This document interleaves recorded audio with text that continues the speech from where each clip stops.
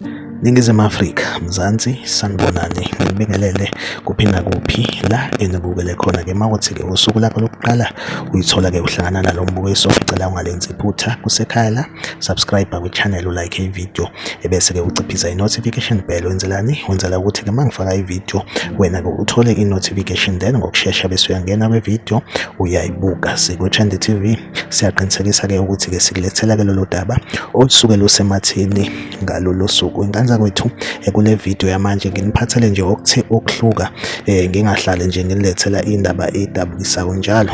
Bafethu, kune video etrenda kakhulu einkundleni zokuxhumana, ivideo ke eveza ke owesilisa okubonakala ke engathi ke u-mentally disturbed phecelezi ngolimo nje oludelelayo, unguhlanya osuke ezisiza ngesandla phambi kwabantu public. Lo wesilisa ke usuke eshaya indlwabe phambi kwabantu. So bafethu ke le video le enginayo angeze ukuyifaka la ku-YouTube ngoba u-YouTube ngeke ungivumele ukuthi ngifake into ewumkhuba. So bafethu, njengenjwayelo ivideo ungayithola ku-WhatsApp kwami, ngizoyifaka inamba kwi-description. Mawuyidinga le video ngizokwazi ukuthi ke ngikusendele ku-WhatsApp. Bafethu, lento ngiyenza ngenhloso ukuthi ngi-engage nani njengabalandeli be-channel. Ngiyazi mhlawumbe khona omunye le video ongeke eyithande, but nginesiqiniseko sokuthi ku-WhatsApp wami kuzoba buthaphuthaphu, abantu bazongi-inboxa befuna le video. So uma kuthi uyayidinga le video